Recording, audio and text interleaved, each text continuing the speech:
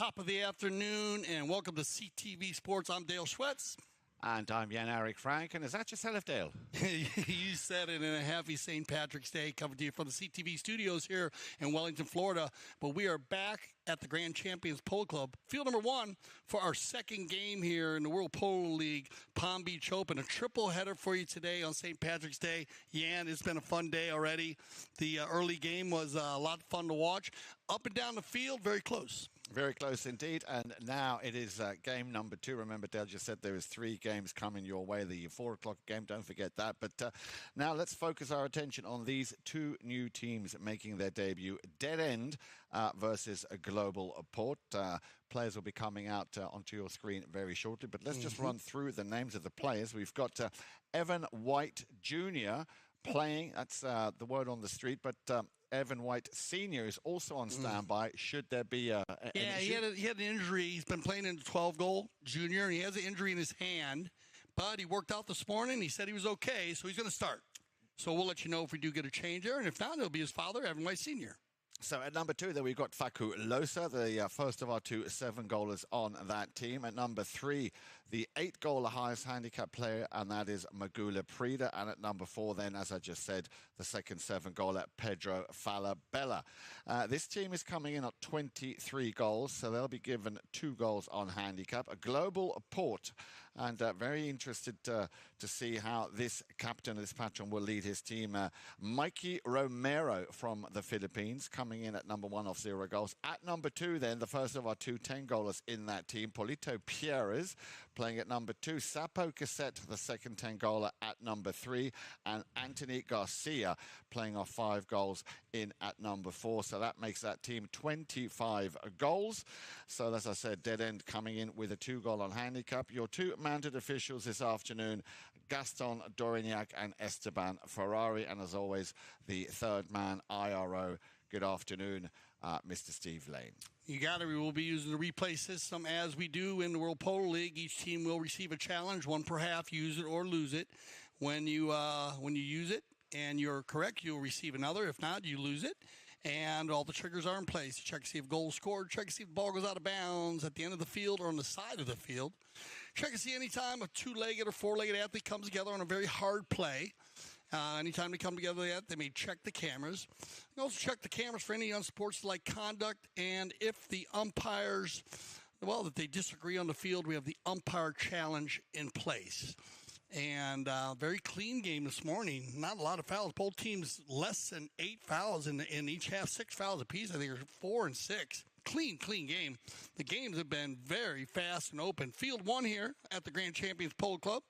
As you can see right there behind Esteban Ferrari is field number 2. And our 4 o'clock game will be on the other side of the hedge line there at field 3.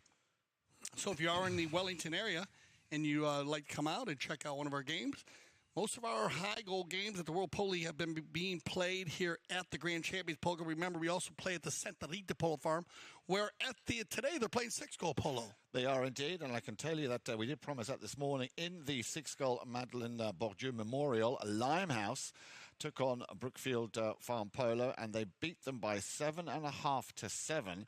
So that must have been a very exciting game. So Limehouse now with a 2-0 in the Madeleine Bourdieu Memorial. And a big deal that Grant Gansey played 2 games today. He played this morning, so he's going to be all warmed up. He's playing for the Casablanca team this afternoon, so you don't want to miss that. Congratulations to Limehouse Properties, 2-0 now. Yep, and remember, we've got our second game in that 6-goal between Smithfield and Trinidad coming up at 3 o'clock. Again, we'll keep you updated on the scores as they come in. All right, 2 new teams in the World Polo League, and that's what we love to see. And we got the 2 10-goalers playing together. Polito Pierres will take it in, cleaned out, and taken out by the Dead End team. Backed up cleanly across the center. Polito has time here. He's going to shut it down. Falabella comes in for the ride-off. 2 players come together. Evan White Jr., now Falabella. And as they work it in the center there, what a steal by Falabella. As they'll take it out and try to work it out in the corner. Now it's Magoo. Yeah, on the move, Laprida. Well, this team certainly have got their work cut out. You're up against 2 10-goalers, 2 very, very strong 10-goalers, of course. And here is one of those 2 10-goalers, Polito Pierres. Pierres, just a little touch, cleverly played, and that puts Global Port on the score sheet with their first goal of this game. You got it. We were talking about how the 10 goals would line up. They're going to put Paulito in front of Sapo today. And I like that lineup. Both of them is strong with the ball. They play very similar styles. And I have never really seen them play together. So this would be a lot of fun here in the Palm Beach Open to see Paulito and Sapo play together, especially bringing them in Mikey Romero and Anthony Garcia. Remember, we play on the highest handicap, your highest handicap in the world. And Anthony Garcia coming in at 5 goals on his highest handicap, and Mikey coming in as an A-rated player. Have you noticed, Dale, that obviously very fitting to St. Patrick's Day, both of these teams have got green on their shirts, so very much in keeping with the theme of today. You got it. Happy St. Patrick's Day to everybody, and top of the afternoon to you, as we've been having a lot of fun here on St. Patrick's Day in the CTV studios, especially with a triple header for the World Polo League, and like we said, everything from 6 to 26 here at the Grand Champions Polo Club. On the move, it's going to be controlled here by Sapo, and I'm going to slow it down a little bit and kind of work it out. And look at Anthony Garcia going forward here. So that's a change in this in their offensive attack here, is they're going to use Anthony, it looks like, going forward, but Paulito jumps into the rumble seat, and here's Paulito. Yeah, takes it over the halfway line. There comes the long drive up to the front door. That rotation not quite working the way they planned. I think that was intended for Sapo Cassette. Now then, Dead End on the move. Just to remind you, if you've just joined us, Dead End, of course, they are wearing the white shirts and Global Port in the black and in the green. And that was a shot there coming from the number 3 from Magula Prida. Ball is still in play. A little backhand chip shot there from Losa to try and get it within shooting distance. There comes the under the next shot. Cracking bit of polo here by Dead End, picking up their first. Yeah. And we've talked about Losa. Remember, Losa playing for the Biotricity team. And he's a hustler. He's a worker. And I love this ball. You see how he hits it away from the goal? He doesn't hit it straight across to make it harder. It makes it easier for Evan to hit that ball on an angle back towards the 30. Then Evan can adjust himself where he wants to be to use the next shot. Great finish. Well, I'm pretty sure that this Dead End team know what they're up against, so no surprise to see them coming out very, very strong. Want to flex that muscle, want to show Global Port that they are definitely a contender. They've won the throw-in once again. On the move on the far along the boards is Faculosa. Gets a challenge in from Paulito. Left behind for the number 3, Laprida. Laprida, how has he? That ball looked like it was going to go all the way to Falabella. Just did not have the power, but now maybe a chance for Laprida to finish another under the next shot and just puts that wide. Ooh, good steal there from Sapo. He gets it out in front. Looked like Mikey was off to the races there. And Romero taking a swipe at it. And then he had Sapo dropping behind him there, and then just very quick Magula Prida. Good shot of Sapo Cassette there here on our first courtesy change of the day. Remember, this is the Palm Beach Open, but we are playing it on the handicap this year based on the number of 23-goal teams that are on the schedule. Out of the 8 teams that are playing 2 different brackets, 4 teams in each bracket. And the 23-goal teams that we've seen have been playing very well, so keep an eye on them. And in the 26-goal teams also, this morning, Santa Rita, Changalaucan coming in and working it very well today. Yeah. They worked it all the way down to the 6 chukker. They were behind by a couple early as, they went with the Brookshire team, capitalized early on their handicap. But then they just kept working it around like a 26-goal team should do. Melly scoring a couple goals, pulling the team, and they lined out very well today.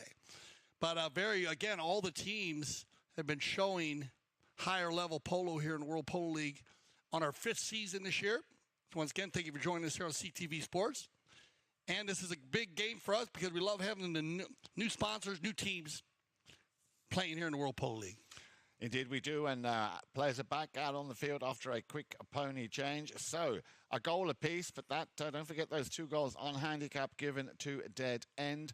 That the team in the white shirts, and it looks like it's going to be Anthony Garcia to get things underway here for the second half of the first chukka. He will leave that one behind for Sapo Cassette, who, for the first couple of touches is being relatively much left to his own devices, sends it out to the left-hand side. Nice little play to Polito Pierres. So this 20-goal combo between Polito Pierres and Sapo Cassette working very well so far. They are the only two that have touched the ball. Cassette now with a deep ball downfield, and that'll be picked up by Falabella. And remember, don't underrate him at all. Pedro Falabella, very, very strong of 7 goals. On the move then, dead end coming down the field, Laprida. Laprida wants to send that one into the danger zone. Try to, I think, even score that one from a long distance out, and maybe half a yard to a yard in it, so not much. And I think that will be very much, you know, the strategy here is shoot on goal when you get a chance. Yeah, no, Laprida's going to shoot that ball. You see, he said it just off to the left side on our screen, right side on the field, and not far off at all. So definitely the dead-end group here trying to keep the ball moving as fast as possible, and I think to use as much space too, Yan, because it makes sense when you have 2 10-goalers on the field. You need to try to spread these guys out a little bit. Remember, first time Sapo and Polito have played with Mikey and Anthony, so that would take a chukker or so to get it worked out here. They've had some practice games, but here he is, the man in the blue helmet, Sapo Cassette. Yeah, always great to watch him as he takes that ball around the outside. Perfect control here. Keeps his head down, is focused. Yeah, well, then he just got a little bit too much on his plate there with the number 3, and that was Laprida putting an end to that run by Sapo Cassette, but they need to contain him now. Ball back to at the feet or at the door there of Anthony Garcia. Trying to find Cassette, but it'll be Pierres. And Pierres, as we know, always dangerous. Now then, Romero, can he get a piece of this? Mikey Romero not able to pick up that ball. Once again, Laprida coming back. Well, we're going to see a lot of that defensive mindset here from dead end. Good teamwork there, though, right there by the global port. Everybody getting involved here, Yan, with the back shot from Garcia. And they find Polito, and actually had an opportunity there for Mikey. You know, we had a bit of a ride-off, but remember, he had an 8-goal player going to him, so he's definitely doing his job up front. Controlled here by Loza. Try to send that one downfield. Sapo Cassette will say, thank you very much. I'll have this if you don't mind now. Then will he run this one himself? He looks over his shoulder. He's got a man in front, a man behind. And once again, Loza. Yeah, coming charging down the line. The number 1, that was Mikey Romero. To me, Dale, looked like a pretty open, close, shut case. Yeah, no, Mikey getting involved here in the second half of this first chukker. This ball's going to come coming down the field there, and they come together, so they'll see what they decide here. Interesting little play there on the way that ball's moving on the field, and they'll take a look at it because. Remember, players are moving from right to left there, and you have the ball still moving in a direction. So what they decide is they go 3-1 with 35 seconds on the clock here in our first chukker. Mikey Romero. Well, from the Philippines. Yes, from the Philippines, and somebody who was, quite a name in the Philippines. And not only that, he had also played in many places. He's a Filipino businessman, philanthropist, and sportsman, born in the capital Manila of the Philippines, and also captains the Philippine polo team and founded the Philippine National Federation of Polo Players. Polo has been played in the Philippines since the early 1900s and is the first country in Southeast Asia to have taken up the sport. In an interview, the Filipino star Romero said, I would play in different polo clubs in Pattaya, in Bangkok, Thailand, but also here in the US, in Chicago and in California. I learned watching polo by watching some of the best 10-goalers in the world, like Adolfo Cambiaso, Pierres, and, of course, also several games he's played in London, Dubai, and, of course, in Argentina. Yeah, very cool. He played all over the place. And it's super cool to hear all the different places he's played, and it's great having him, Mikey, playing here in the World Polo League. No foul on the play, and I like this call because that ball actually was still going up and down the field. Even though Mikey was riding for it across the field, it's still going the opposite way. So really no foul on the play. And look at, with the clock ticking down, it's going to be Facu. He leaves it right there on the 30, backed up heavily by Garcia, and that should probably take us into our second chukker. Yeah, that's going to end our first chukker play. So when we return for our second chukker, bit of an advantage here for dead end. They will get a bowl in right here about at the 60-yard line. Stay with us. We'll be right back here on St. Patrick's Day World Polo League, Palm Beach Open.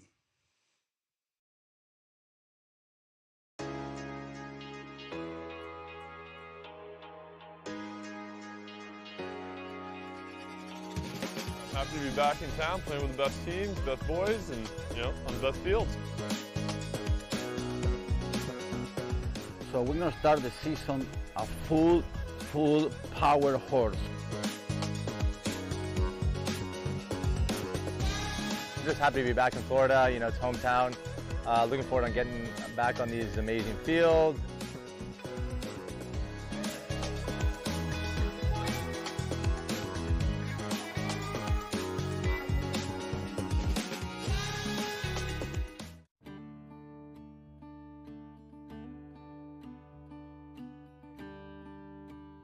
The taqueria has all your polo needs, from the novice to the professional. We carry all of our equipment in multiple grades to fill a price point to suit the individual.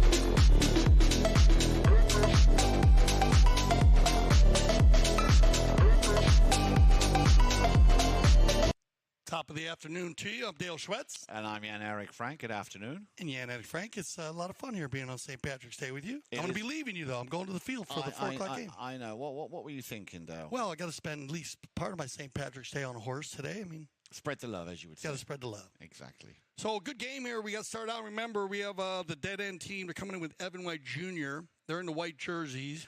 They have Facu Loza, and they have Magula Prida and Pedro Falabella. They received 2 goals on handicap. They scored 1 goal, Evan White, with a beautiful neck shot. Paulito on the move here for the global port, and that's what you want. Paulito out in front running with the ball. He'll pick up his 2nd goal today. They're playing with Mikey Romero. First time playing here in the World Polo League, and we'd like to welcome Mikey Romero and his global port team with Paulito Perez, Sapo Cassette, and Anthony Garcia. And Anthony's first year playing in the World Polo League, too. So congratulations to both of them, and welcome, a big welcome, especially on St. Patrick's Day.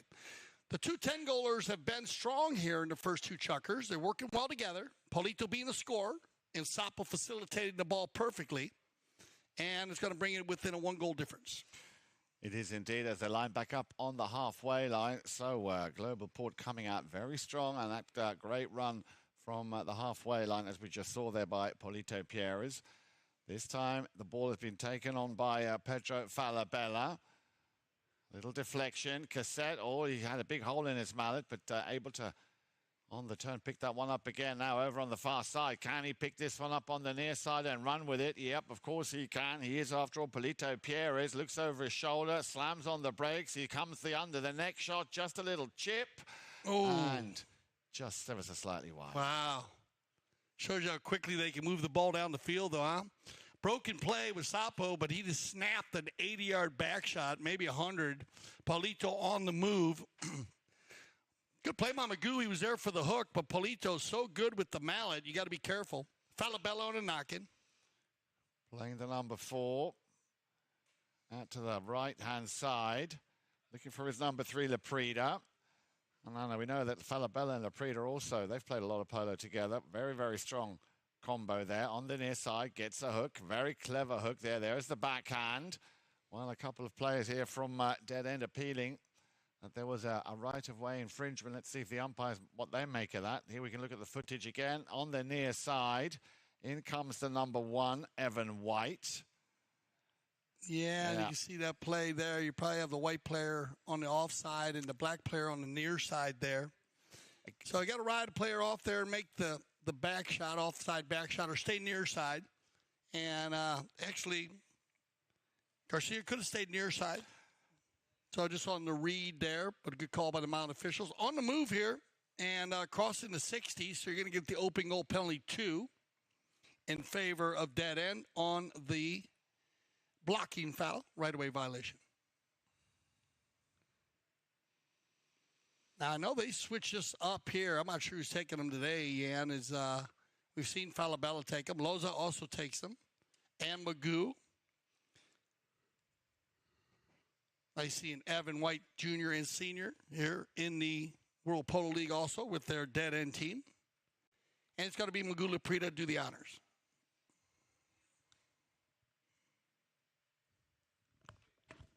Yep. That was pretty straightforward. Magoo Laprida picking up his first, and that, of course, an open goal penalty 2.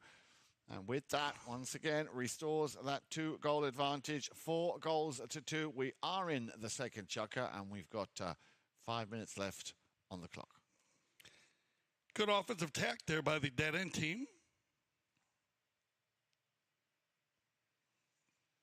And we'll go back to center. For any new viewers, we do switch directions. That is the procedure in the game of polo. After every goal is scored for the same Sun-Wind field advantage. Now they come together, and it's back to the 10-goalers, working it well together here, using the leapfrog very well, finding each other. Paulito dialed in here. Paulito. 3 players around him, no problem. Sapo's going to be coming somewhere, stolen out there by Evan, and we do get a whistle on the play.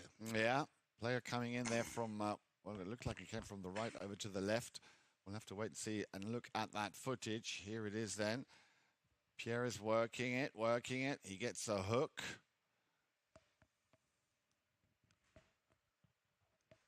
They're going to get the open goal penalty 2. And another one, here you go. You can go back and forth with these 2 guys, Sapo and Paulito, on the penalty shots.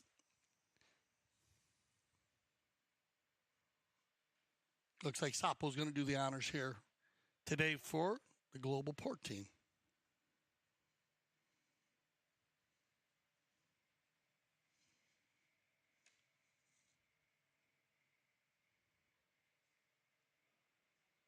And no problem for Sapo. No problem at all. Pretty straight, very calm, not a lot of effort. So once again, closing in on that 4 goals, still in the lead in favor of Dead End. And a little over 4 minutes left to play here in the second chukka.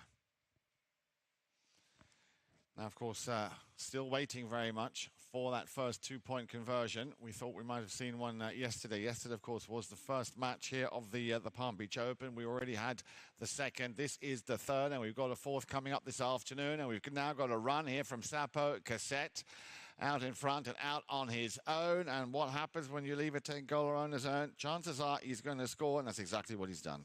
Yeah, look, they're going to switch up another here. They had the Sapo gets out in front on the chestnut mare. She can run. Falabella just got to fall into the rumble seat there and hope for the best and for Sapo to miss. But this guy, he has been playing great polo here in the World Polo League 2023. And when he gets running the goal, he is fun to watch. Gets out in front, no problem, and very quick off the stick, you could say, to see Paulito and Sapo working well together here early with Mikey and Anthony. They've got it dialed in early, Ian. They have indeed. And that is also reflected on the score sheet here. If I look at my score sheet, 3 goals to 1 at the moment, as we are at the courtesy change here in chukka number 2. So Dead End need to, they need to tighten up on a few areas, especially when it comes to defense, because, like I said, 3 goals to 1 here in chukka number 2 for Global Port is not really what Dead End need at this time of the game. Yeah, no, both teams still feeling each other out a little bit. 2 new teams, remember? And with the rotation, field 1, amazing, like a carpet, so that you're going to see a lot of goals scored today. Remember, we had, I think, 27 goals scored in a couple of the games, 25 to 27 goals. That is a lot goals scored in a polo game. And this is what you got to be careful of. We got the courtesy change, so everybody's on fresh legs right now. And Sapo Cassette, he's going to override right there. Turn around by Falabella, and he'll leave it for Magoo. And that's a good little give and go. And look at this. Here comes dead end. Yeah, Magoo Prida. Yeah, nice long ball. And if he can pick this one up, which he can, Evan White on the move. Now, we know how strong he is. Slightly overcooked that one. Or was that an intent play? Because look at that coming straight down the line. But Polito Pierre is just putting it into Faculos's run. But they haven't contained them just yet. They're at the doorstep here of Global Port. And very unlucky there that Faculosa could not finish that set play. Yeah, they're going to move this one to center, and that's just bad luck as Evan was actually clearing out of the play. So smart play here. Keep an eye on the number one. See, he knew, well, he gets out of the way, but right there, Loza makes the hook. So smart play here by Evan. And we've complimented his play. He's been a lot of fun to watch in the 12 goal. He's been playing in the 8 and 12 goal. And he is a worker. He gets out there, he rides. He said, look at that play on the breakaway with Loza. Puts the ball into the center on the breakaway. Gets caught there trying to get out of the way. Then Loza goes for the hook. They need to give him one play. So they'll move to center. And here you go. Maybe Anthony Garcia will be our first 2-point conversion from center field. And we've yet to see Anthony hit, so we'll see his style. Here's number 4.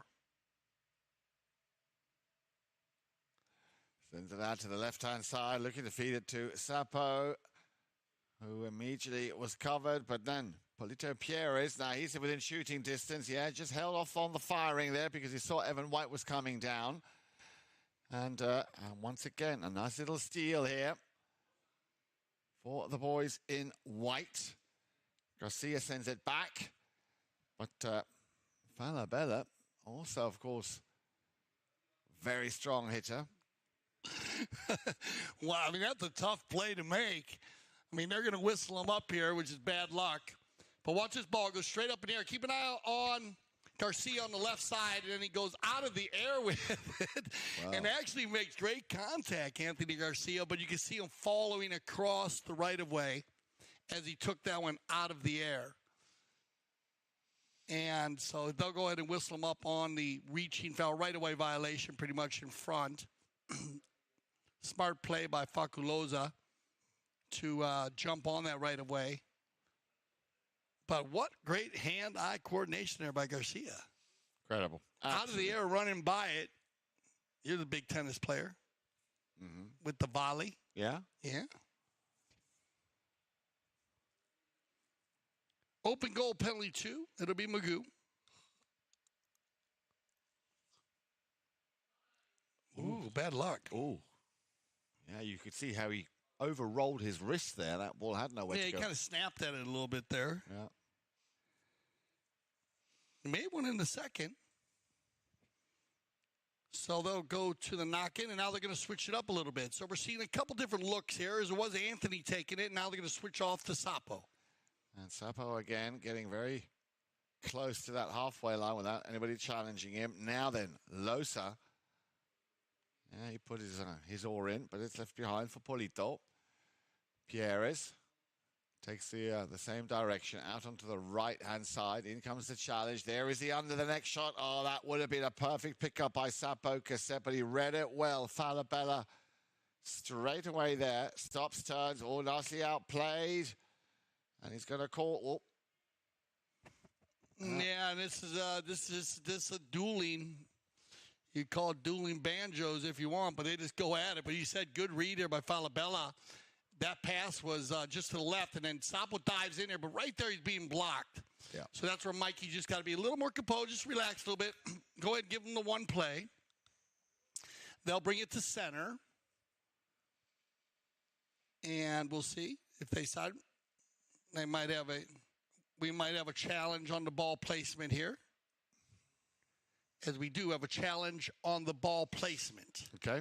So remember, you can challenge the foul, and the procedure is 15 seconds you have between the time the foul is announced not when the whistle blows, but when the umpire says we have a right-of-way violation, then you have at least 15 seconds before the umpire is going to say play.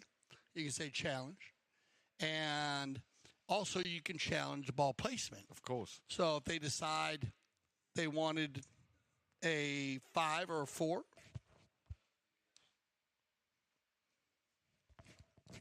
well, this, of course. Okay, so they put the ball in the center, and great challenge here. Yeah, very good challenge. By the dead end team. They're going to challenge the ball placement, and they did have a player downfield. Magula Prida was by himself. So with them blocking, Falabella took that play away from them. And so they're going to move this one down for a 60 and a very strong challenge by the dead end team. They're going to move it down, and they're going to get an opportunity at a penalty 4. And it's going to be Facundo Loza to do the honors here, number 2 for dead end. And, of course, they retain their challenge.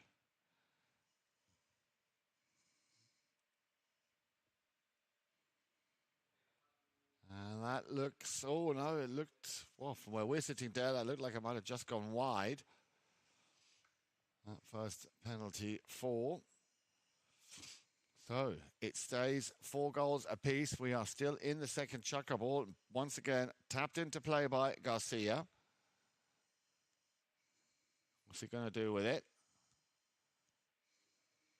And there's the pickup by the number 2, Polito Pierres. Up the front there is Mikey Romero. Intercepted again by Laprida. Turns things around very smoothly. Couldn't make a clear shot on that play. Falabella appealing to the umpire. He says play on. And that could be now a run here for Sapo Cassette. Yeah, he's going to pick that one up. He's got the number 3 in white coming down. Laprida for the challenge. Just a little piece of it. They all have it a crack, and it'll be the number 2 to finish it off. Third time lucky. Polito Pierres picks up his 3rd goal of the game. Yeah, they line out well there. Sapo knew he had taken it away from Magoo. Mikey was there, and then you just Polito just gets in the rumble seat, follows Mikey in, and finishes it off here. So they're going to take a 1-goal lead going into the 3rd chukker.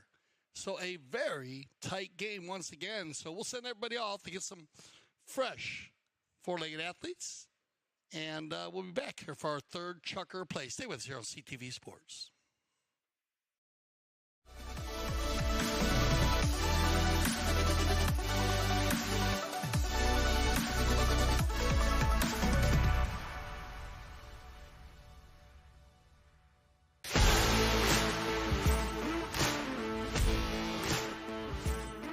We're here at the Santa Rita Polo Farm where the PTF Polo ASSN Junior Tournament is being held for the first time ever at this location. And I mean, could you get a more beautiful venue? Probably not.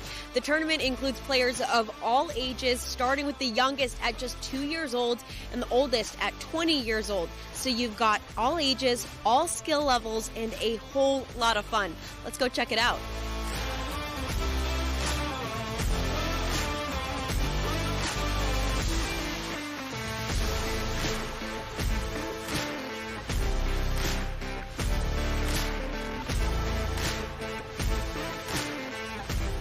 It reminds me of my days when I was in that position playing the kids tournament, and for us it meant the world. So I'm very happy to be here supporting my son and other kids as well, because I think they really enjoy this, and for them it's even more important than for us probably playing the 26 or the 22.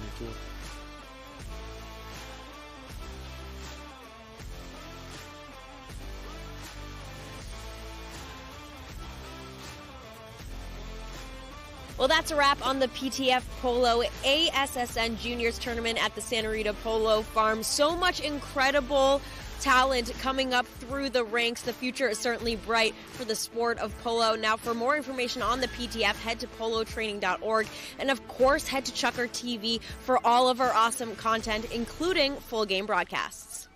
World Polo League, Palm Beach Open, 3rd chukker action. Good shot there, Faculoza. And close game. Very close. Well, you say close game, Dale. I mean, let's look at that second chukka here. All of a sudden, Global Port really turned on the heat here. 4-1 in favour of Global Port. Twice Polito Piero's and twice Sapo Cassette hitting the target. So it is close, but they've taken the lead now by 5-4. Just 2 goals. One in either chukka. Evan White picking up one and Magula Prida.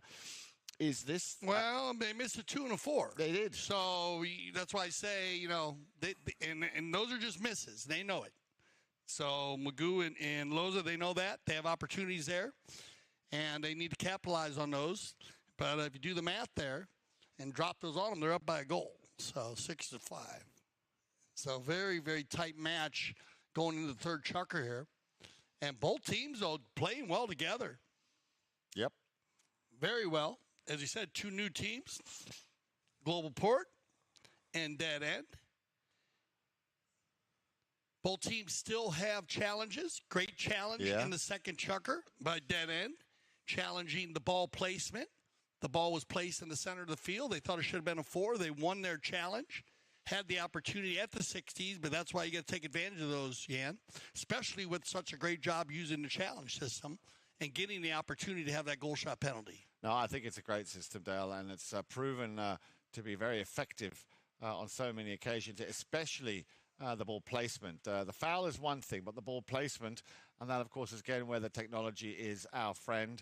And, of course, Steve Lane, who does such a great job being able to review the play from all the different angles. The drone, of course, flown by the wonderful Austin, and then, of course, the 2 end zone cams, and, of course, your lovely wife, who, once again, congratulations on your anniversary earlier in the week. Thank you, Jan. 29 years this year. Stephanie working the center cam. Right there, they come together, and you see that little rub, and anytime on the polo field that you get contact like that, there's racing and rubbing. Like we talk about NASCAR, where they're running around the track and they rub a little bit and you move on. But anytime a player gets held up or you see any kind of contact, umpires are going to stop that, going to blow that dead. If they need help, they can go check on that. Anytime like we talk about, anytime 2 4-legged athletes come together on a ride-off, and they can check and see if they weren't sure who created the danger.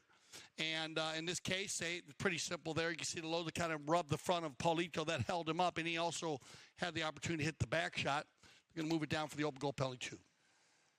So, once again, Senor Cassette looking now for his 3rd goal, and this will be his 2nd penalty 2. Well, no mistake there, as to be expected, and that once again puts them up by 2 goals here. 6-4, top of chukka number 3. Yeah, bad luck there. It looked like Loza was trying to just get to the ball, but they come together there. He makes contact with Paulito. Back to the center we will go. And Sapo, 100% from the penalty line. Try to pick that up now. Maybe a chance if that can be picked up by Evan White. But very quick out of the starting blocks there, Anthony Garcia. But they're pressing hard, working very hard indeed. Round the outside now, once again, it'll be Losa. He's found a little gap. Can he get a shot off on goal? Well, the ball just, I think, got a piece of someone, so it slowed it down. Otherwise, that might have been a potential. Cassette now. Sapo Cassette clears it. But it'll be Pedro Falabella up against Mikey Romero. Nice to ride on Mikey. Yeah. Physical. Well, Cassette will say, if you guys aren't going to work it out, thank you very much. Very good ride off there by Mikey Romero. Very good. Against a strong player in Falabella. We know how tough Falabella is. He's going to find Paulito now. Yeah, picks it up nicely. There's an appeal there from Leprida. And that is a cracking goal again here by the number 2. There he is on your screens. Paulito Pierre is also... defense wins championships. You got to give it up to Mikey Romero here. He starts it all off with a great ride-off on Falabella. That gives the opportunity for Sapo Cassette to win that ball. And we've watched the give and go work today here in the first half with the 2 10-goalers. And that's Sapo to Paulito, Paulito to Sapo. He gets just out in front of Magoo. Both of them coming together there at the same time. So they're going to give it to the first player. And who gets there. Kind of first to the ball type stuff. But a clean play by Polito, and it's going to be Sapo now to move it down the field. Yeah, and just clipped the back there of Laprida. Came out very quickly off that throw-in. 2 quick touches again. A little clip there on the back of Laprida's pony. So Cassette decided to go and take it somewhere else. Yeah, he wanted to play that one back over to Romero. Didn't quite go through. Now then, let's see if Laprida can get things moving. Over on the far side, Falabella will try and control that ball. Luckily for him, he had Laprida coming to back him up. But also a nice little run from Mickey Romero coming back in defense. Turned around now by Pierres. Good stick work from Pierres, still in possession. Now, look at this. This is superb polo here by the 10-goaler. He got lucky, a little kick from the pony, but not able to pick that final ball up. So once again, Faculosa will try and open things up and drag his team. He does over the halfway line. Sapo Cassette sticking very close to him. Behind Falabella, just if need be. There is the shot on goal. Not clean. Oh, clean enough, though. Nicely done. He's a worker, man. I got to tell you. We watched Loza play a few times here, CTV Sports. Look at how he goes to the open space. Brilliant pass to himself. Yeah. Because you got Anthony Garcia in a good spot. Look at Anthony. He's in a good spot here. He's defending well, but he hits that ball across the field, and he hits it out towards the 60. So, again, he can run onto it himself. He actually creates more space for him, hitting the ball back away from the goal, and also gives him a cleaner shot. Just a que golazo Faculosa, man. Brilliant. That's a pretty goal there by number 2 in the white. So, definitely putting up a strong fight here. 2-1 at the moment in favor of Global Port, but goals like that can, of course, act like a catalyst here for the entire team. And I'm pretty sure we will see plenty more of goals coming from them. There he is, just getting himself a little refreshment. Good job there by Magoo. Working well together here, the dead-end team. I mean, they're working well. Evan's been in. He was early on. He was right on it. Now he's gone to the defense side, but also Mikey Romero, he's gone into the defense. And we've seen where you're getting a full 4-player rotation from these two teams. Remember, they mix it up, all the different teams, on how they go to the field. Good shot there of Mikey Romero, number 1. Sapo and Polito getting on well together. Yep. No, big energy, the 2 10-goalers together. Yeah, you can feel it already. And remember, that's going to get stronger and stronger, that combination.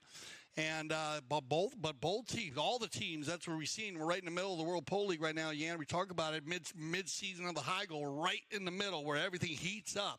Horses are ready, players are ready, everyone going to another level. You need to go to another level if you're going to win now. And looking for a clean lineup here. Yeah, everybody trying to take advantage of this one. You got players all over the place. They're going to go and clean it up there, and out the backside it comes, Sapo. Yeah, and this is not the first time this has happened. Cassette, we saw that also earlier. Very quick to pick up that ball and run with it. Cassette now. Yeah, he had a bit of traffic, knew he couldn't take a shot from there. Wants to get that perfect angle. Again, you see just holding back. He's got Polito right behind him. Yeah, just not able or not in a position to open up those shoulders. Little tap again, trying with all the might in the world. And that one would have gone wide, but you saw 3 occasions there. Try to get into situ. And good play by Evan White. I was going to say. Evan White went up and stole it on the near side. Sapo actually so quick. He jumped on it. Evan hit it forward, but it did disturb Sapo's offensive attack. So well done there, Evan, to jump in there. A good choice, good thought process to jump in there and help his teammates out. Double team Sapo a bit. Sapo gets a good shot off, but it goes wide, and we have the knock-in for Falabella. Falabella running into some 10-goal traffic there, but nicely done. As that ball now will go over that halfway line. Well, no, it won't, because there was a deflection. Cassette will send it back. Oh, he's got eyes in the back of his head. He's found Pierres. Now the rotation working. Watch Sapo Cassette go up. There's the pass intended for Sapo. Yeah. Working it very hard. Tries a tail end shot there.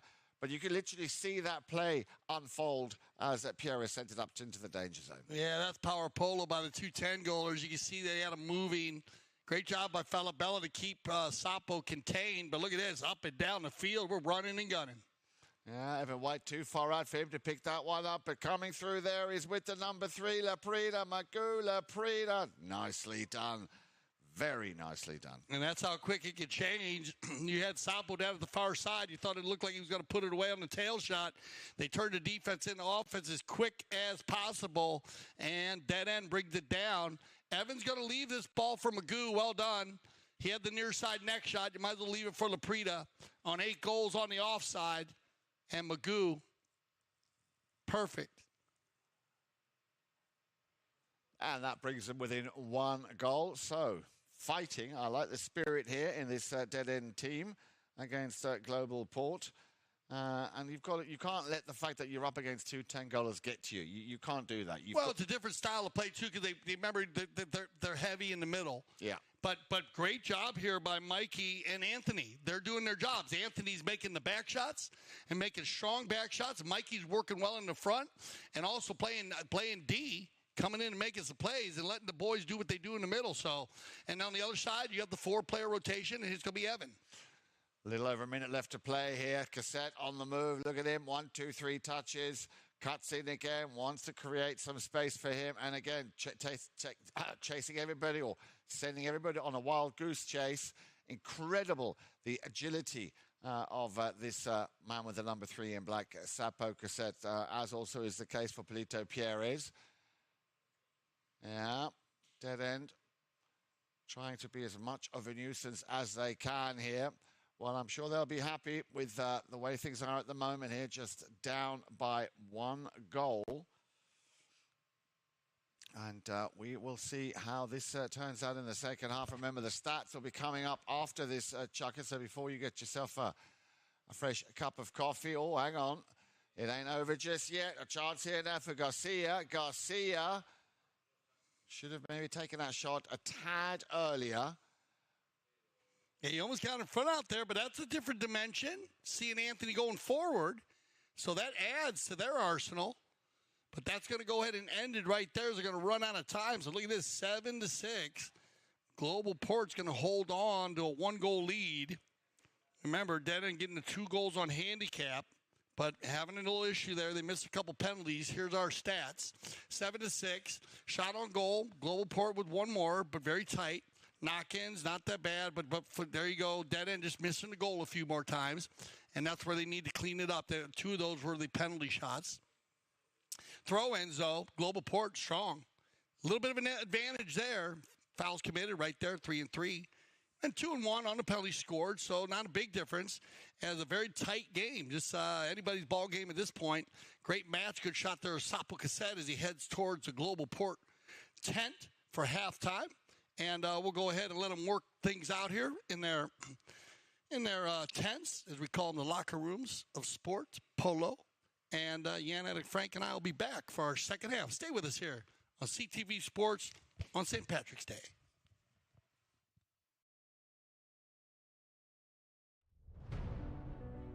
We were excited to start. The field was amazing.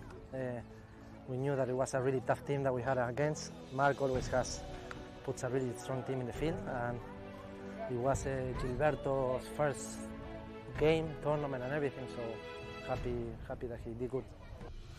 I used to play a lot with Pablo when I was younger. We were cousins and we played a lot of kids tournament together until we played the Open together. Then a few years we play against each other, and now we had the opportunity to play back again, and it feels really good. Have a lot of connection, and with Alejandro I played last year here with Melissa. He's a great defender, a great back. He plays really simple. He understands the game really good, so he makes things simple. And Gilberto, I think he had a really good game. Yeah, I think yes. Well, this is a single elimination tournament, so winning today was keeping 1 foot in the tournament. So it was really nice now that we have another game in the weekend to keep playing, and yes, a lot of fun. My name is Augustine Malman. I am a chef. I trained with my uncle in Argentina in several restaurants, and now I travel the world creating unique experiences, all cooked with fire. For this event, we came from California. My team and I had some previous events there, and we traveled with my wood oven trailer and all of our grills from Santa Barbara, California. Well, when we got here, we always arrive about a week prior to the event. There's several things that we order from out of town, like the firewood. We make reservations of all of the rental items, kitchen equipment, anything we need prior to our arrival is already reserved. And then once we arrive into town, we'll source out whatever products are on the menu, like fish, red meats, fruit, vegetable, anything that we need specifically for that menu that we chose. We will source it once we get in town. My team is everything. I mean, I always tell them and to my clients, without a good team, you can't execute these kind of dinners. It takes a lot more work than what people see when they show up to the events. It takes, like I said, I mean, sometimes weeks to prepare for an event like this because we're traveling from out of town, so we have to source everything we're not familiar with. The new barn is, I mean, we're here. This is the first dinner we're doing here, so we're very excited to be here. It's amazing. It's a great place to be, and it has this inner courtyard, which is amazing to do dinners, with a special area back here behind me to do all of our grilling and the fire showcase. So it's great to be here. It's a beautiful place. Very different being up in the mountains, but I mean, I feel with Melissa and Mark and all the events we do together, I mean, I feel like it's home. You know, we've been cooking for them for about 4 or 5 years now. But as far as showcasing what we want to showcase and being in an incredible place like Aspen Valley Polo Club, that's no different to Wellington. I mean, it's a beautiful place up here. It's going to be a 4-course seated meal. As the first course, we have a halloumi cheese that we sear on our fire plancha with shrimp, pine nut gremolata sauce on top. The second course seated will be a roasted beetroot salad with goat cheese and arugula, lemon zest and olive oil. And then the main course tonight will be a mashed potato, sweet potato puree with skirt steak and chimichurri sauce. My name is Augustine Malman, and we are in Aspen Valley Polo Club, one of the most beautiful places to do an outdoor fire dinner experience.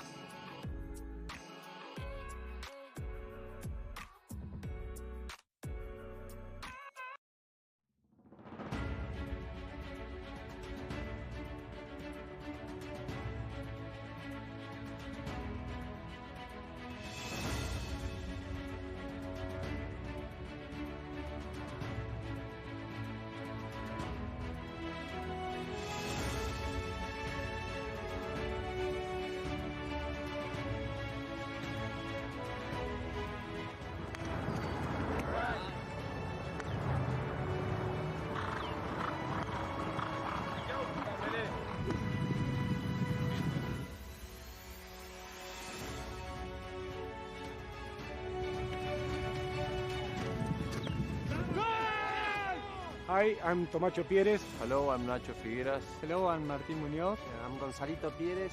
I'm Alejandro Novilla Estrada. Hello, I'm Nacho Novilla Estrada. I make goals and here back in Aspen.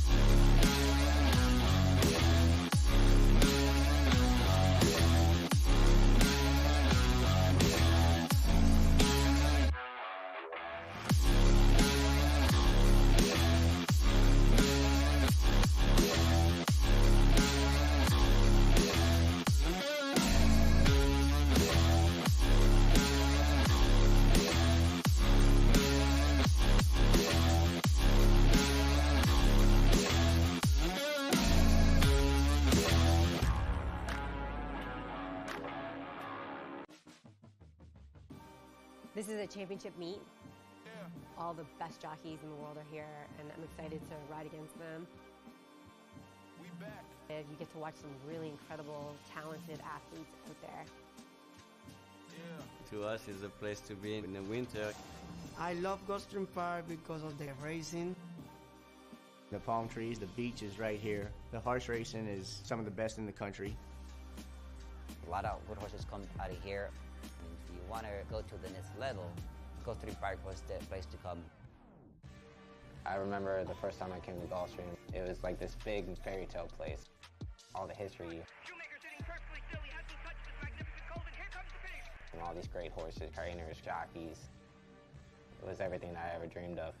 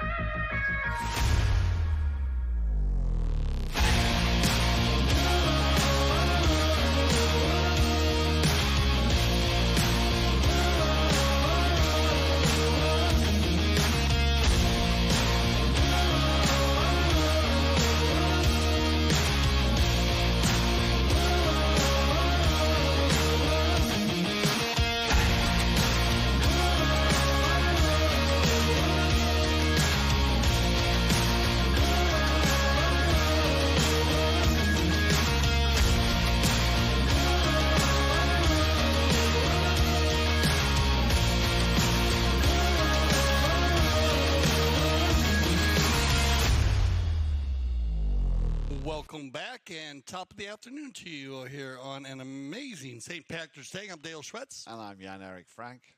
It's good to be here with you, Jan. Good to be here. On a great polo game here. We have two new teams for you with the Global Port team and Dead End. If you're just joining us, Global Port with Mikey Romero, Polito Perez, Sapo Cassette, and Anthony Garcia.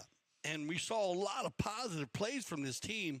And they're a new team playing together. You got the two tanglers in the middle. You know, you wonder how they're going to play off each other. They're playing very strong. But Anthony and Mikey have done a great job in their positions at the number 1, number 4. But they're going up against Dead End. They had to give 2 goals on handicap.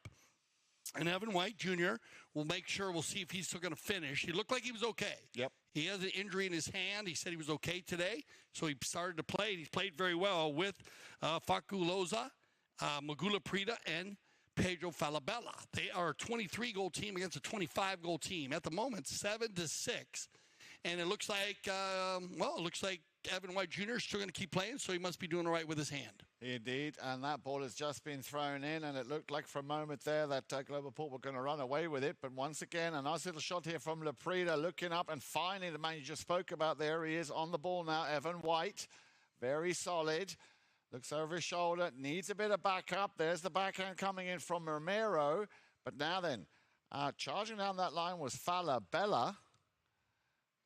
We'll have to have a look at that one. You can see, we'll keep an eye here on, you see how that ball's kind of rolling that way right there, and he comes up to the side like that. And you can see Evan looking over his shoulder. And so that kind of gave you the idea that his white player had a lesser angle. And we'll see what they decide to do here. But that ball was headed down towards the sideline, about the 80-yard line. I'll move it over to the 60 on a right-of-way violation. Quick play. Very quick play. But you could just feel kind of the Dead End team was simpatico there. They were in tune with each other. And Evan White looking over his shoulders. Very, very well schooled up for a young player. I love the way he took his time there, looked over his shoulder, made sure that he had a player, in line, because Mikey was there for the steal.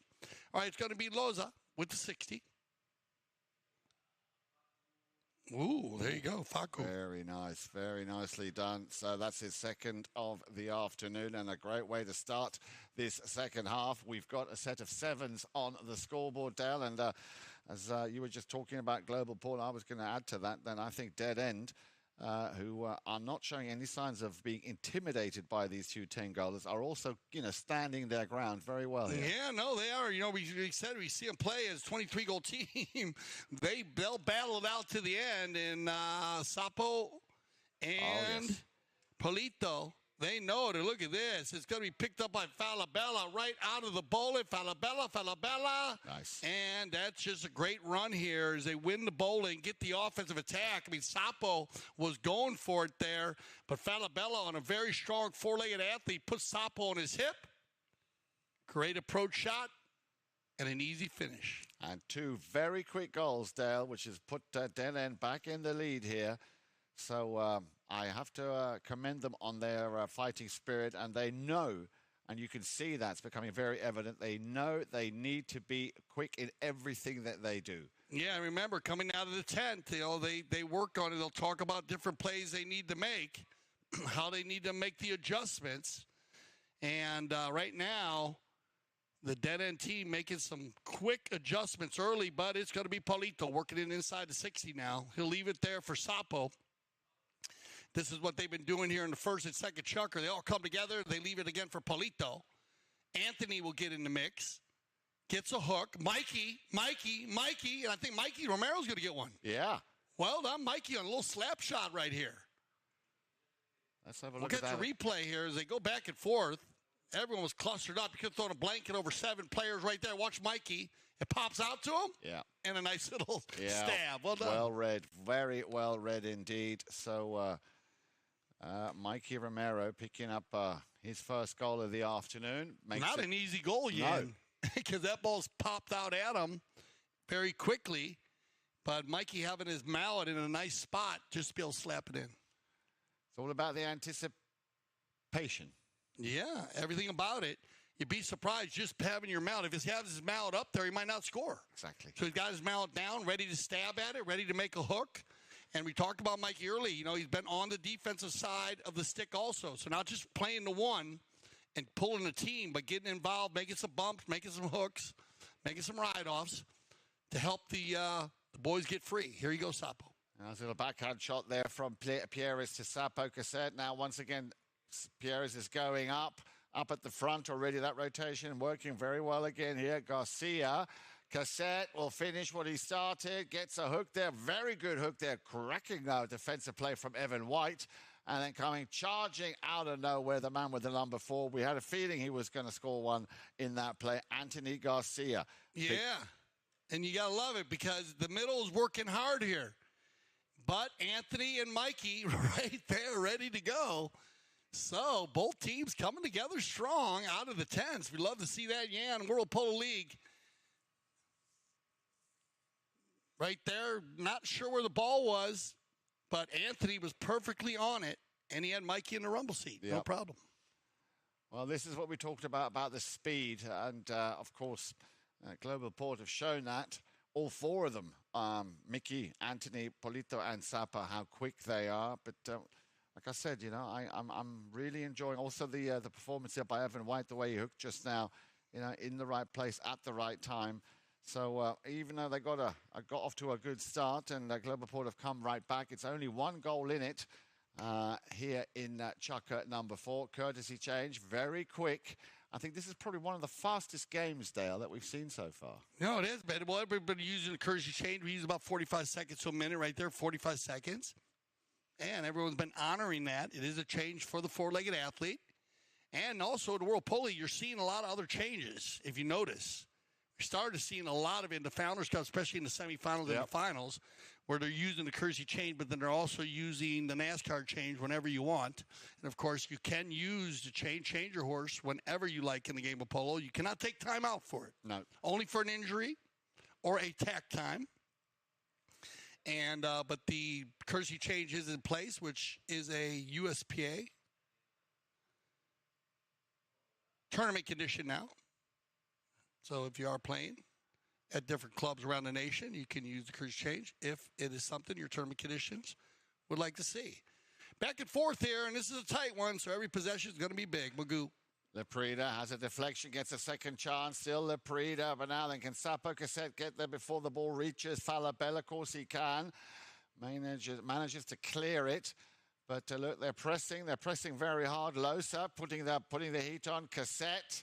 Yeah, he might get another chance, but Cassette just on that very quick pony just beats him to the ball.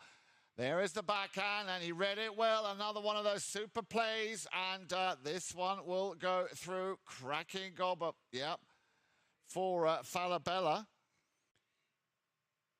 So, yeah, going down there for Falabella. I mean, that ball's going more across the field. Yeah. He gets out there in front on the timing, but that ball coming across the field, you can see right there. Unlucky. So, a good call by unlucky.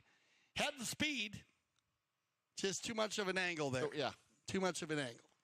And, of course, only a stride and a half out.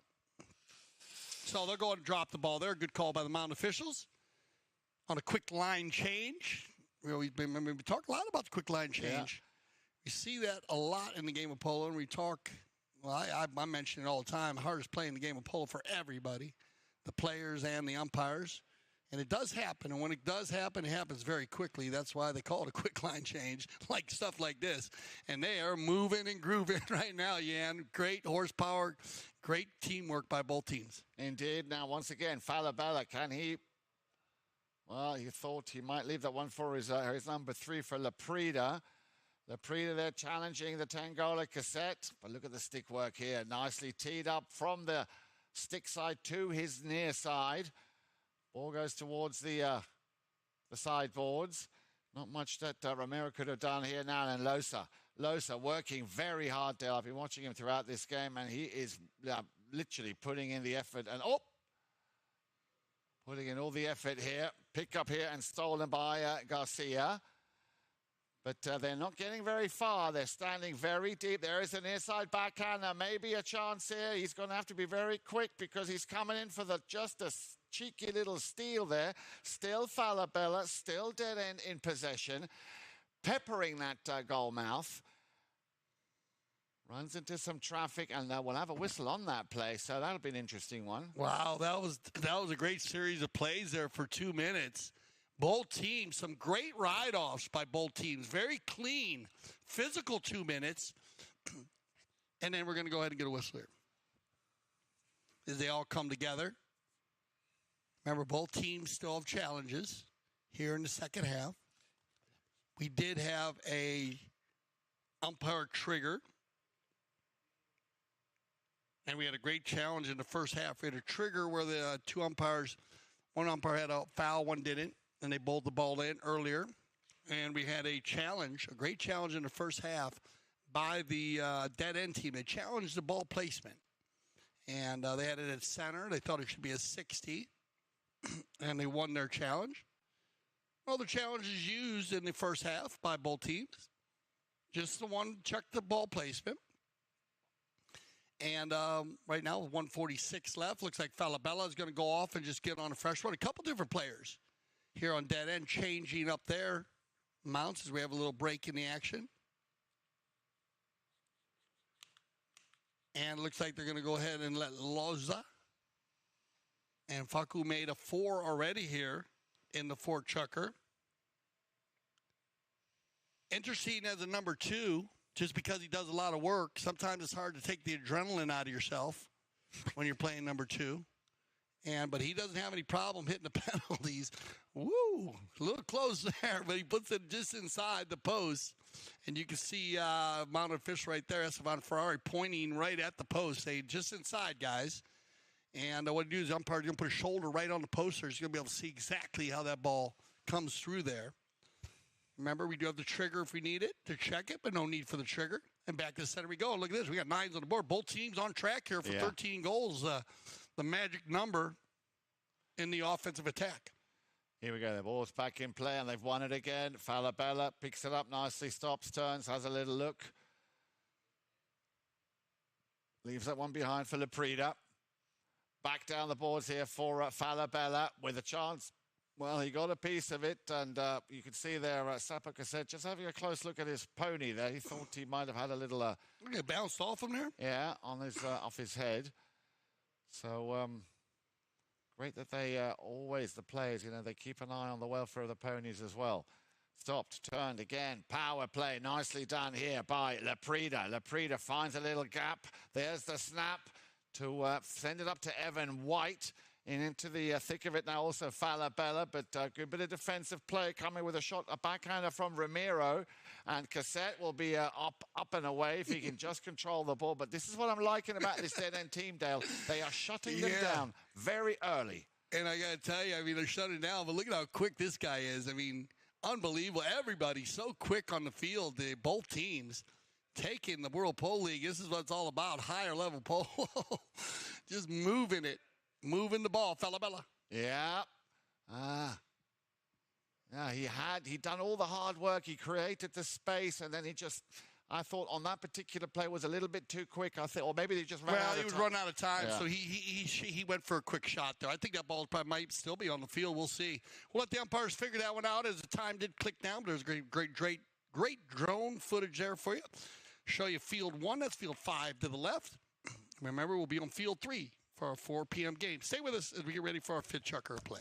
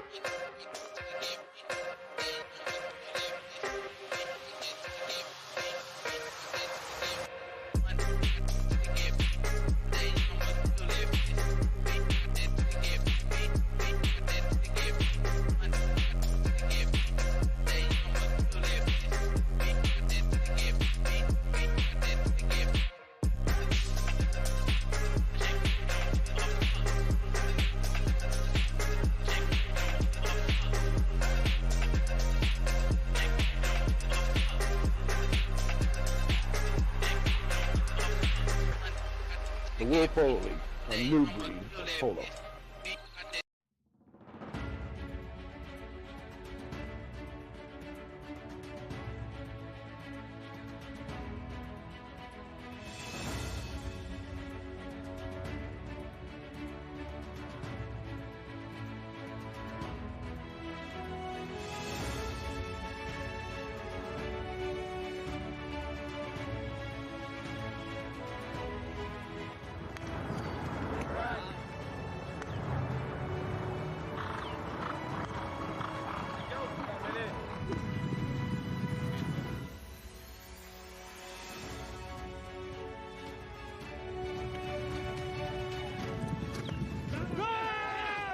Hi, I'm Tomacho Pérez. Hello, I'm Nacho Figueras. Hello, I'm Martín Muñoz. I'm Gonzalito Pérez. I'm Alejandro Novilla Estrada. Hello, I'm Nacho Novilla Estrada. I made goals and here back in Aspen.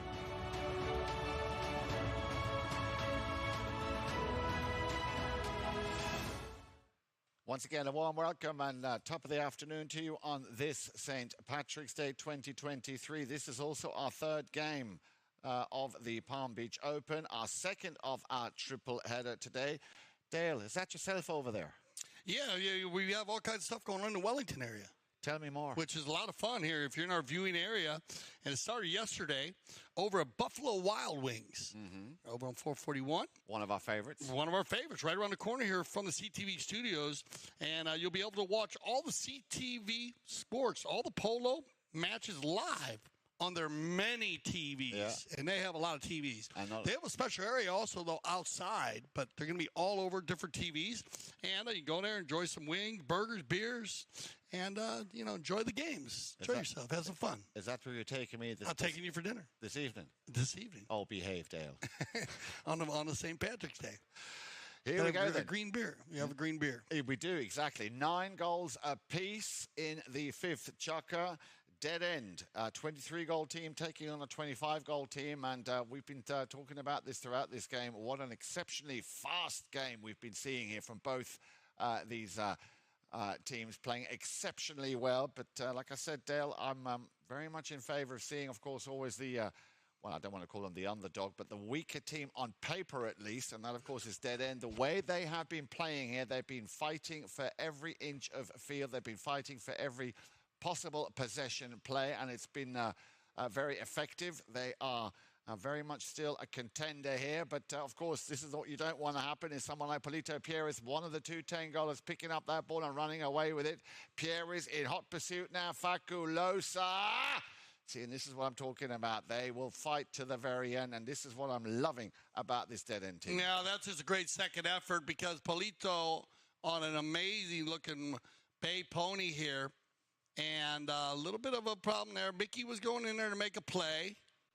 It looked like he was trying to pull out of there, but Falabella. But great second effort by Faculosa. They come together right there. Mickey just got to pull out. Just kind of over the top of it right there. Just in that case, next time they'll talk to him. Just pull out that play. You know, look good. Give him a play. You got him down in the corner down there anyway. So he looked like he was backing up. Mickey was trying to get out of there. Mikey, and they'll take it to center. No harm, no foul. He's going to bring it up there, move it. It is going to be a big move on the yardage. And this will give them the opportunity here at the two-point conversion.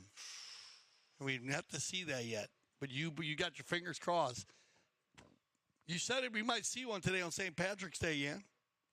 And this guy can do it. Falabella. There's a drive. Remember, he's got to go through the goal without anybody touching it, though. They'll leave it for Faculosa. Well, they've not only driven it down, but they still are in possession now. He's within shooting distance. In comes once again Laprida. A little steal here, and now we saw this just a few moments ago. Polito Pierres, how much distance between him and the first or the next defender? He looks over his shoulder, looks like he's got quite a little bit of an advantage. And once again, Losa. Breathing everywhere, right? Yeah, he is everywhere. And look at that. He will just take it cool as a cucumber here. I'm liking the performance of this Facundo Losa this afternoon. But now a chance here for Anthony Garcia. And we know what a strong and a long hitter he is as well. Garcia there. He tried to snap one. In comes the challenge from Falabella. Pierres. Cassette. Just trying to tee it up in such a way. In comes Polito Pierres. Yeah, and again, trying to find that little gap. Sapa Cassette has found the gap. Runs into a little bit of traffic. This time it looks like Losa was standing literally straight in front of him. Yeah, two tanglers working the magic inside. Starts with Sapo right here, and it pops, and then the hook right there, and then you're just stuck. Yeah. And then remember, anything 90 right there, that's where it's tough. And too bad because Loza working so hard as we were giving him love. Faculosa working very, very hard to get back there on Polito on the true breakaway.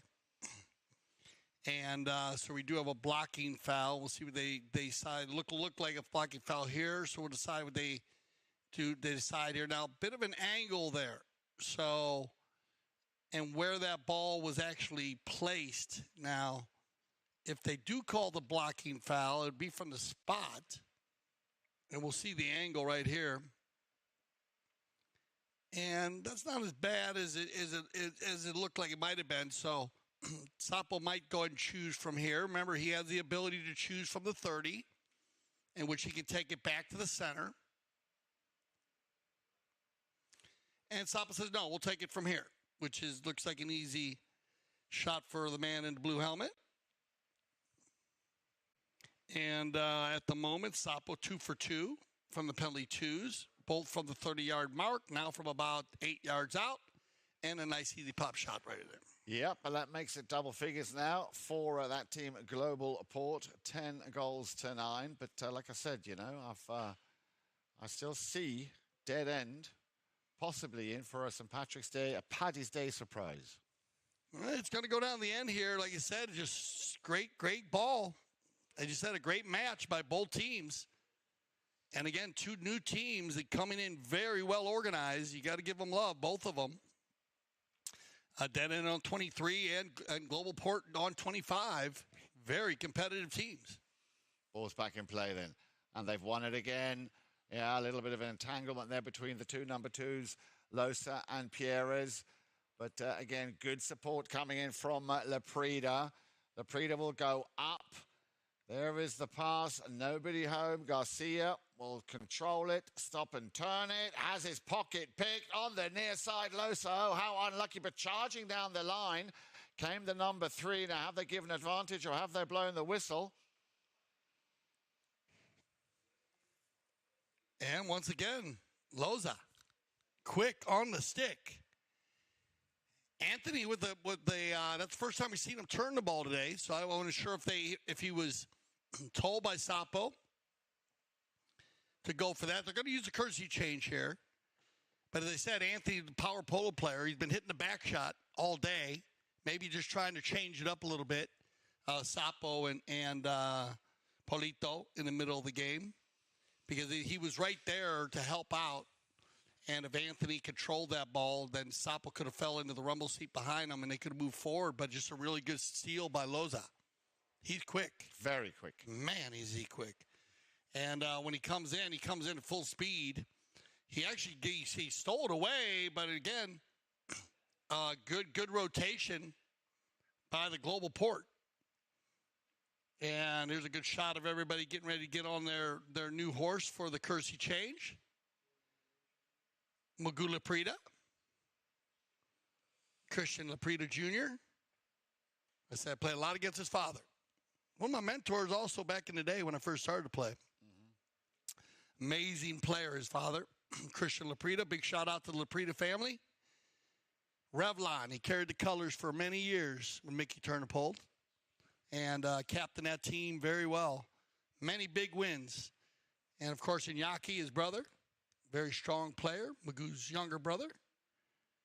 And that'll bring everyone down there for a knock-in to continue here with 3:51 on the clock here in our fifth chukker. Wow, what a game. Oh, absolutely. What a match. And let's just not forget the viewers, those of you who are, of course, watching it around the globe, that we have got our third and final match of the day, game number 4 of the Palm Beach Open. Audi against Casablanca. Brother against brother, father against son. You could not ask for a more thrilling stage to be set here for our third and final of our triple header here on this St. Patrick's Friday, March 17th, here in Wellington, Florida, Grand Champions Polo Club. Here we go, on the move then. Once again with the number 2. Pierres looking to feed that ball to Cassette. It's sent back. Nearly took the drone with it. Los a bit too far out this time to do anything. Laprida. Well, but you see, look, this pressure is keeping, at least to a very large degree, it's keeping Globo Port within their own half. Evan White will leave that one for Losa. Losa knows he's got Laprida behind him. Laprida will have a go at this and send a long ball down the field. Magoo, he's been shooting all day. He's going to drop a few in there as he has been firing at will. He did it in the first chukker. You notice, I mean, he shot a goal, actually, in the first and second. And he's scored from the field. He's got one penalty, 2, and he's got one from the field. But, again, it's been their defense. Their defense has turned to offense. And this guy, number 2. Losa.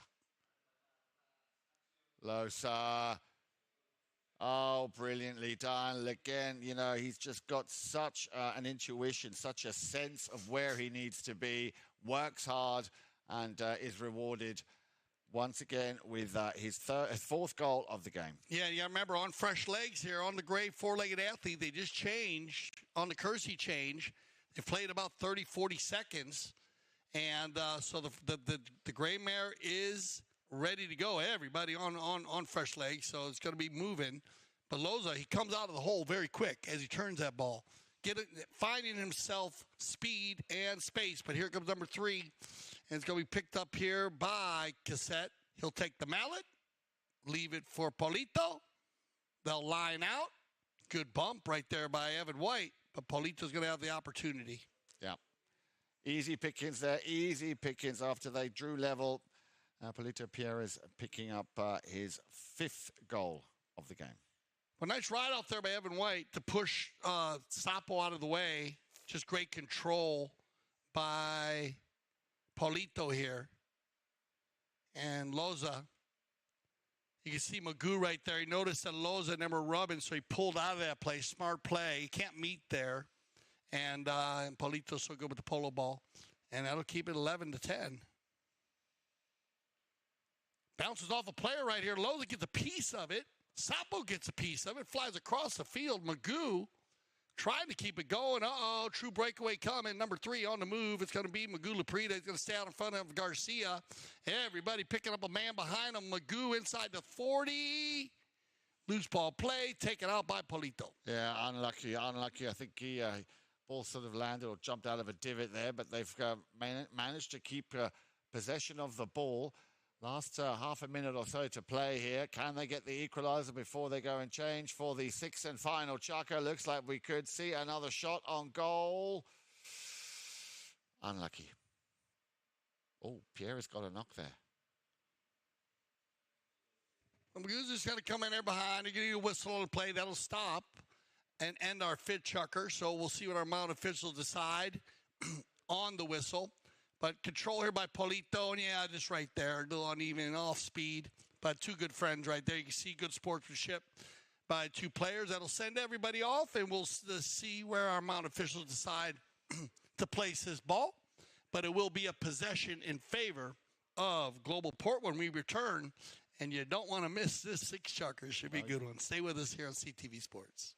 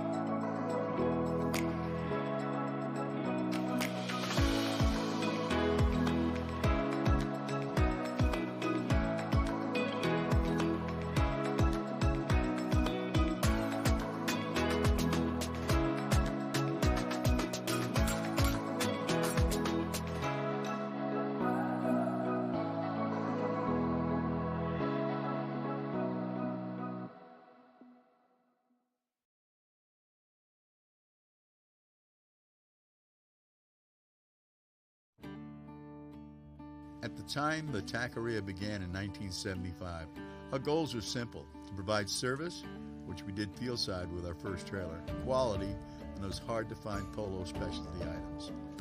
We searched the globe to bring back the best equipment possible for polo players by polo players.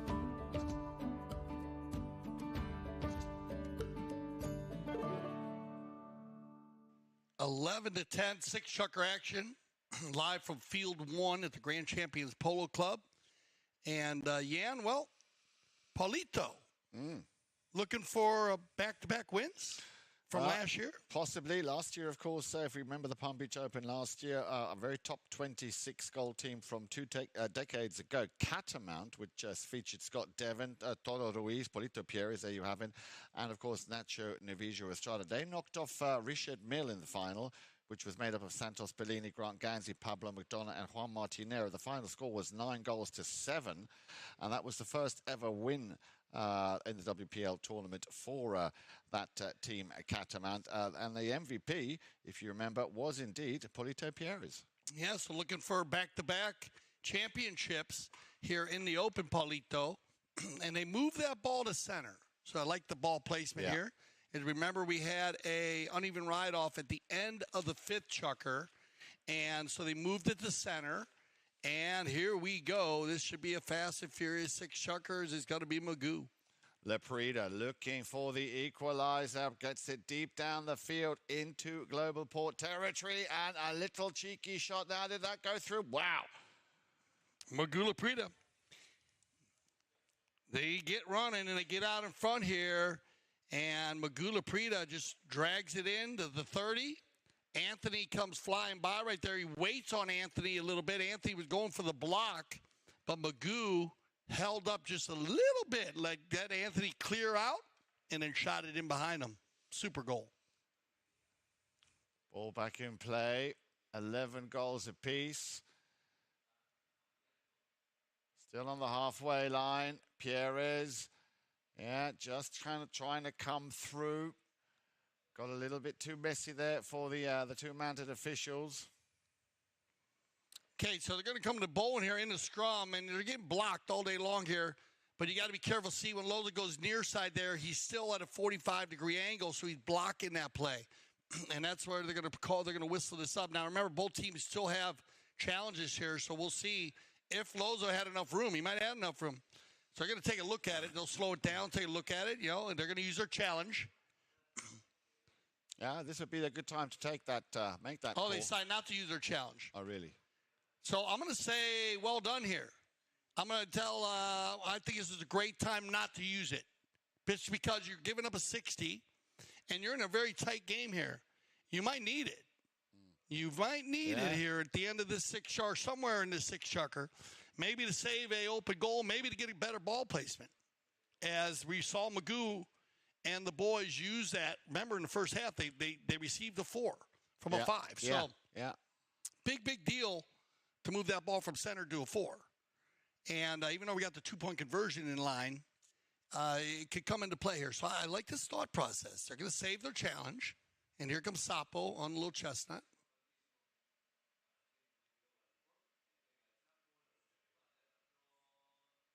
And a bit of a bouncing ball, not the lofted shot that you see from Cassette, but dead on. So Sapo will get one here and keep the Global Port up by a goal. Yeah, now just for a minute there, I thought that Denham might have just been able to defend that. So, yeah, I think everyone was trying to hit that one. 4th penalty here for Sapo. 3 penalty 2s and 1 penalty 4 today. Yep. Ball's back in play. Clock is ticking down, and it's going to be Cassette who's going to pick this one up. Nice control. Sapo, Cassette. Now, can he outrun Pedro Falabella? Looks like he has. Wow, que caballo. What a horse. Yeah. What a horse. The little chestnut can scoot or scamper, however you want to look at it, but this little pony can fly. Falabella trying to get there, but she's just super fast. And you're going to watch Sapo ride over here. He's going to switch off of her. But look at this mare run. She drops her head so cleanly. I got to tell you, Sapo probably enjoys hitting the ball off of her. She is so organized, this mare. Look at, changes her leads perfectly as he goes to goal there. He's going to jump off of her really quick. So get ready. Sapo Cassette coming back. Look at 13 goals scored. Offensive attack in check.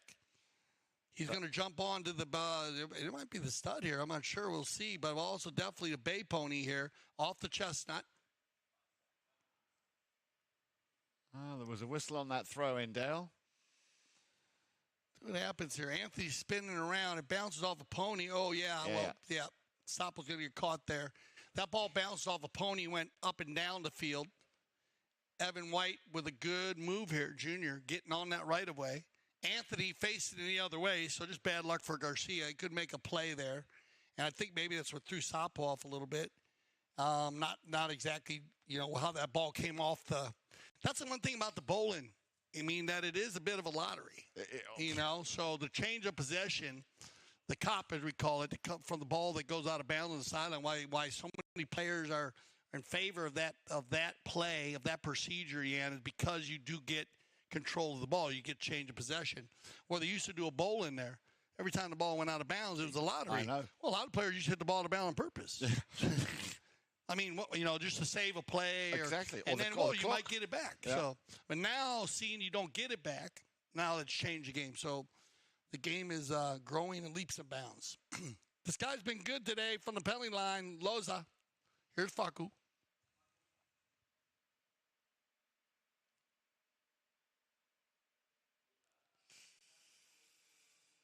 Ooh, down the center there, but I think you might get a safety out of this one. There was a deflection, but the question is, who did it come off of? He did not get that ball. He did not hit that ball the way he would have liked. Yeah, you're absolutely right there. We're going to have a safety 60 and the equivalent of a corner kick. So one for 3 from Faku from the penalty line.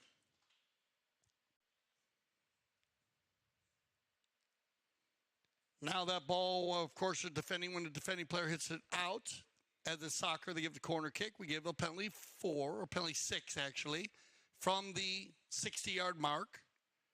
No further than 40 yards from the center based on where the ball goes out of bounds. So if the ball went out further than 40, they would put it from 40 yards from the center. And that's all based on the one approach, one hit at the ball. And so he's going to give it. Magu's going to let Loza stay with it here. So let's see if he can, Faku can redeem himself here on the 60, on the penalty 6. Here's Loza. Faku.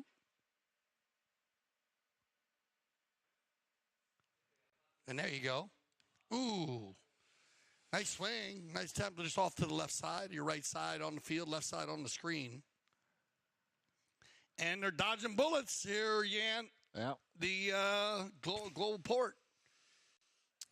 Well, this, of course, will be the chukka where they need to keep those concentration levels very, very high if they want to turn things around here at dead end against Global Port.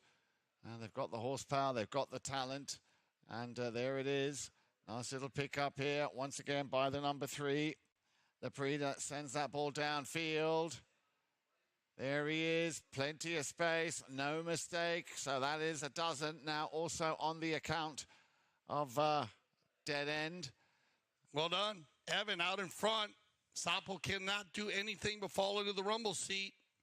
And Evan goes here from the left to the right. Watch this little mare switch leads. Back to the right. Boom, right there. Makes it easier to drag it in. Pretty mare there that Evan White's riding. Remember, haven't got to the Kersey change yet. You're going to use the Kersey change right now. So here we go. 1 goal different. Hey, everybody coming out on fresh legs. Yan, this is where it gets going. Yeah, this is going to be this will be a fun 356. Well, this, of course, is where the horses are going to make all the difference here. I think it's fair to say, Dale, that both of these teams very, very evenly balanced as far as ability is concerned. So it's going to, I think, come down to horsepower. And, of course, a little bit of that St. Patrick, who, is going to, well, he likes green, but they're both wearing green. They're both wearing green, as you said. You said that earlier today. I love to see that they are. And as you said, you've seen so many spectacular four-legged athletes here in the World Polo League this year. And we've been going through those for you. Our crew doing a great job. And presenting those horses for the semifinals and the finals, and they, there's just without them, there's nothing. It's all about the four-legged athlete, and right now with this final courtesy change, everybody getting on their top four-legged athlete, polo pony. They are all horses. Remember, the term polo pony is used in the world of polo. If you are new to the sport, they are bred for the game. Here we go. On the halfway line. Yeah, it's a little bit short. Cassette will pick it up. Oh, steal by Losa. White, little backhand shot. Now, going up the field is Laprida. That's just a bit too steep, that ball, and a bit too far out to the left. Sapo Cassette. Now playing the Secretary of Defense, couldn't control it. Once again turned by Magu, Laprida. Laprida, 1, 2, 3. Has it gone through? Well, it has somehow. And I think Loza's going to get the final touch here. It might carry across. Let's keep an eye on Magu. But watch Loza, number 2, in the red-black helmet right there. Going, and it does just carry across. They're going to give it to Magu. Actually, he didn't touch that one. And Garcia I don't know if Anthony gets hit here in the hand. Just be careful. I know Anthony was trying to ride. Watch on the follow through. Ooh, kind of went underneath there. And I think they might just check out. I don't think there's a foul on the play, but we'll see exactly what happened. It looked like just on the follow through there, but Anthony was coming across. I don't think there should be a penalty on it. I mean, it's just more, was Anthony, in the middle, but making sure Anthony's okay for sure. But that's going to tie it up, 13-13. And it actually looked like it hit the stick, but you can see Garcia kind of checking himself. So they'll make sure everyone's okay. And we will be back here in the center for a bowling. And we talked about possessions. Man. Now Another 26 goals scored Incredible. in the World Polo League. Incredible. 27 is the most we've seen this year. Looking for 28 today. Here we go. Cassette. Can't control it. Oh, nicely done. Great stick work here once again from Magula Prida. A lot of hands up in the air. Out comes from nowhere. I was just about to say a man with the number 2, Faculosa. Working very hard on the near side. Oh, he's managed to get himself a little bit untangled. Losa appealing. He's got a man who came across. Umpires being very lenient here, allowing play to continue. It's turn. They still have possession. But now Sapo Cassette. Sapo going to meet the pack there, and a good steal by Cassette. Now, who's got the horsepower? Here we go. Hey, everybody got to turn and loose. Oh, Sapo back on another chestnut, and she can fly. Sapo now, he'll leave that one on the field. Good second effort by Falabella. Turned around quickly by Magoo. Let's turn the defense in off. Oh, miss hit. Paulito's going to pick up on the loose ball play. And a whistle on the play. Bad luck there from Magoo. Yeah, what happened there? Well, he took it across there, just looked like he skipped on him a little bit, but right there, Loza coming in from behind. Yeah. And that will stop the action. Both teams still have challenges here, so you might get a challenge. And when I say that, might not be a bad idea to use it just to go change horses. Who knows? And that's why I said, you can use that challenge also.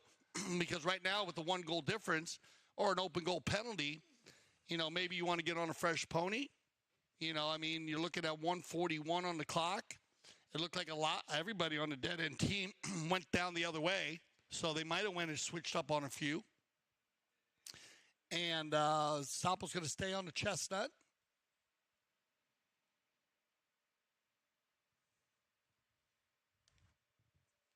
No, and that's where you can also use that challenge if you need it. Just give yourself a little time, even a little time to breathe. Yeah. Relax, get your team lined up. Yeah. Talked about putting it in the center. Sapo, he was asking where the ball placement was. Looks like he's going to decided to go ahead and take it from the center.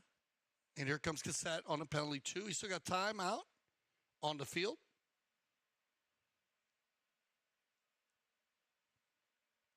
Paulito.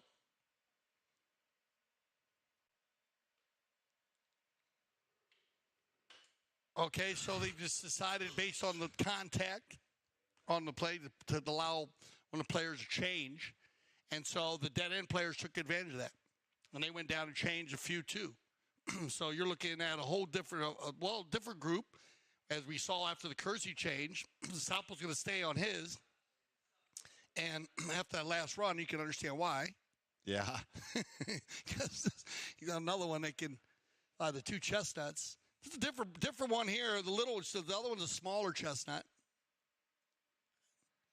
This one looks a little bit stouter, a little taller. So, Dale, a little over a minute left to play. 1 goal down, 3 goals apiece here in this 6th and final chukka. But, of course, with that goal, that penalty 2 just scored by Senor Sapo Cassette. They are in the lead by 1. But will that change? Will Evan White make it 14 a goal apiece?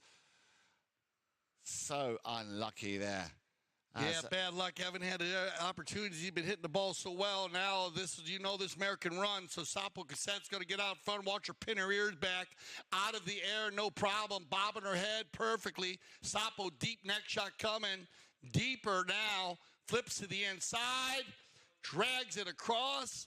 And the clock goes tick, tick, tick. And you're going to get one more bolt, one more knock in here, Yan. And they still have an opportunity. Look how quickly they line up. Now, Falabella. Ooh. And they'll take that back. Now, did they line out and say play? We will see. Looks like they're going to go for a re-hit. Okay. So we'll check the time on this.